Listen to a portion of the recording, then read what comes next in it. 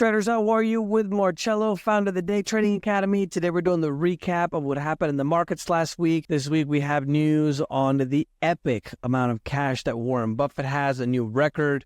We have the thing in your arm companies, the jab companies, finally admitting some of the lethal side effects. And we also have some interesting news on the climate front and power generation. Let's go ahead and get started.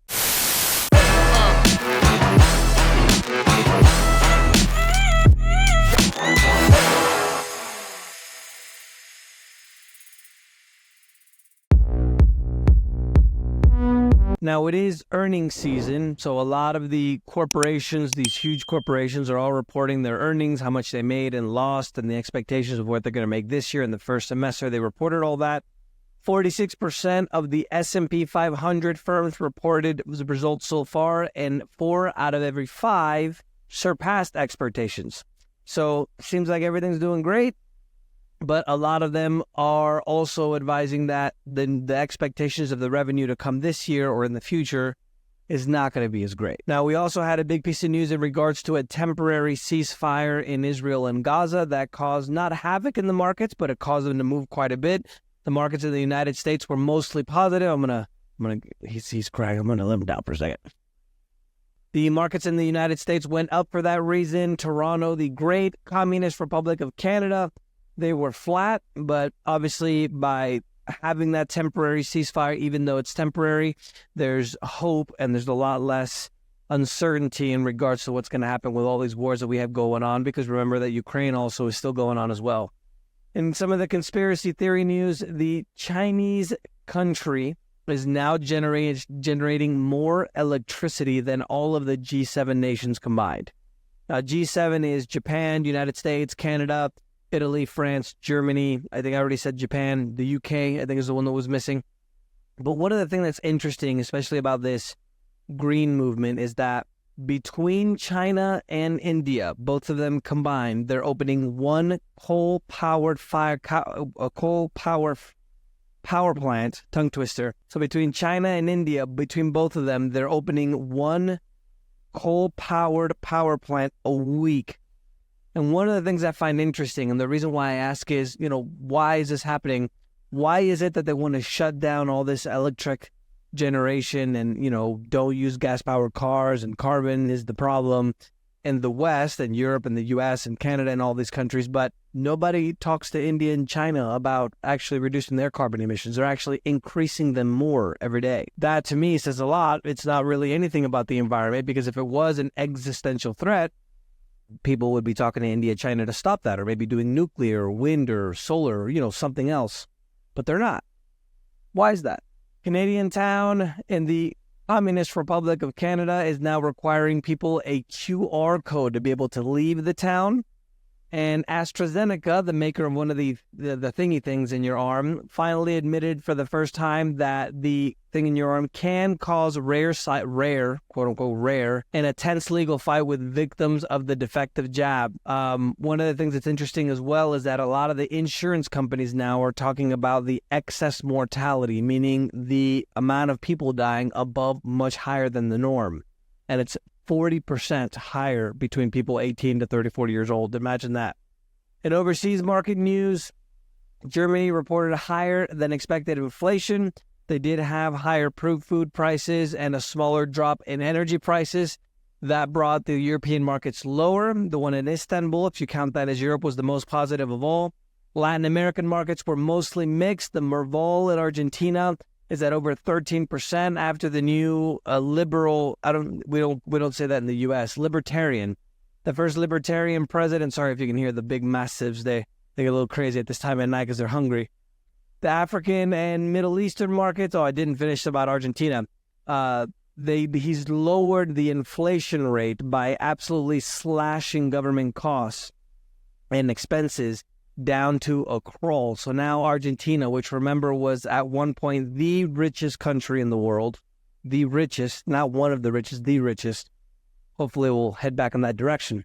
Africa and the Middle East, mostly higher. Asia and Australia, the whole Far East portion of the world, Hong Kong was the biggest winner there. Most of those markets were positive. And in Bitcoin and crypto news, the end of the month brought the Bitcoin down, which is the first negative months for 8 months, down 15%, but it's still positive over the year over year. For the week, it went up 0.28%, just under 63,000. So 62,939. And in commodities, crude now is at its lowest level in 7 weeks as crude stockpiles surged due to lackluster demand. There was also the help with the temporary ceasefire in the situation with the war in Israel and Gaza. And for the U.S. crude, they went down over 7% to 78.11, while Brent went down almost 8% to 82.96. The coffee prices came back down. I haven't looked at the cacao prices this week, but I imagine they came down a little bit as well whenever we have the situation where there's a lot less uncertainty, because of the temporary ceasefire. World War III isn't going to happen. That's what everybody kind of was announcing when Iran attacked Israel. Everything kind of calms down and gets back to normal. So there is one market, however, that's starting to see a lot of movement, and that's the nickel market. Remember that nickel is one of the most important materials in the batteries, especially for the electric vehicles. And now there was a huge supply dump from Indonesia with the help of Chinese technology and mining and everything else. There's now a situation where a lot of other mines around the world may risk bankruptcy if they don't get help from their governments. So now there's a situation where essentially Indonesia could have a complete power grip on the entire nickel market, kind of like what OPEC does with oil, even though it's a lot higher percentage of share of the market. And that means China would control it too, because essentially, China and Indonesia, if China helped them to do that with all the mines, obviously they're going to control it. And I wouldn't be surprised if they're actually doing this on purpose to be able to control that market, especially since we need a lot of the nickel for the batteries. Gold went down for the week, 1.57% to 2,302.50. Silver is down almost 2.50% to 26.61. This again is due to the fact that less uncertainty, people buy less gold and silver or start to dump it, and that's why it came down. Financial and banking news, preliminary data in the Eurozone is saying that the inflation rate is holding steady at 2.4%, which is what was expected. And in political news, the corrupt Prime Minister of Spain, of the Socialist Party, Pedro Sanchez, decided to stay in office after about a week of drama. It's always the left causing the drama. Economic news, industrial profits in China fell in March, slowing growth to 4.2% compared with the same period a year ago, which was 10.2%. So you can see that China is still the second largest economy in the world, showing some cracks in its armor.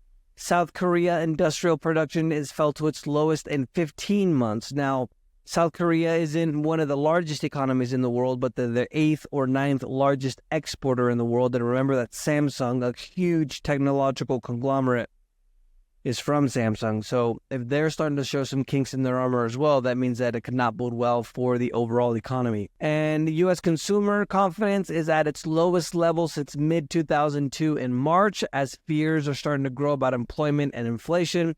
For example, Google has decided to fire people and start hiring illegals and move positions to Mexico, for example. And in April, the U.S. economy added 175,000 jobs.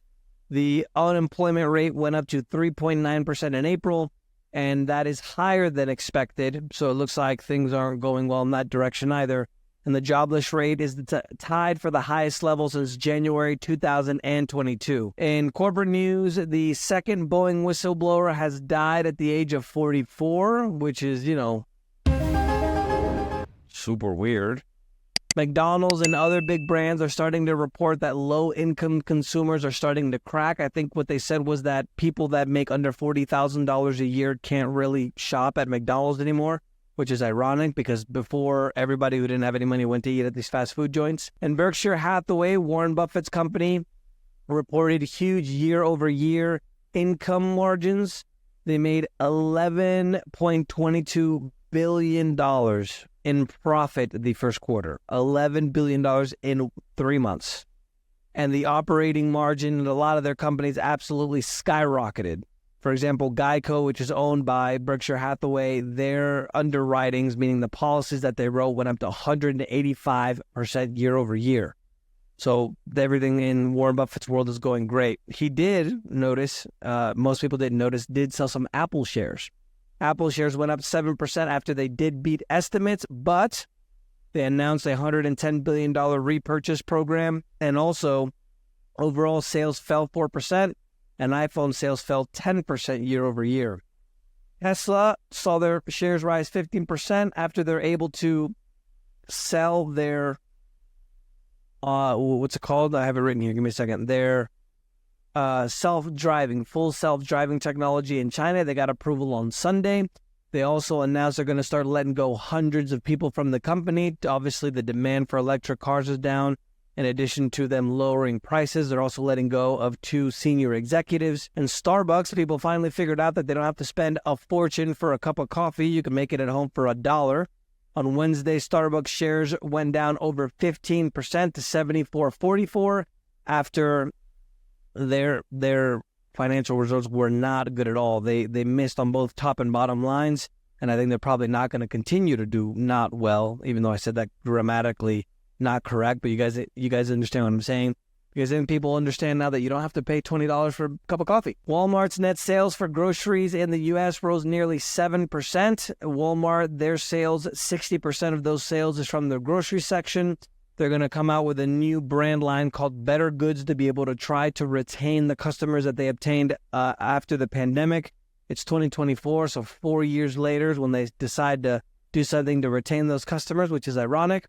And Walmart, if you didn't know, is the largest grocer in the country in the United States by revenue. DoorDash went down 10% after they had an operating loss, even though the revenue did come higher than expected.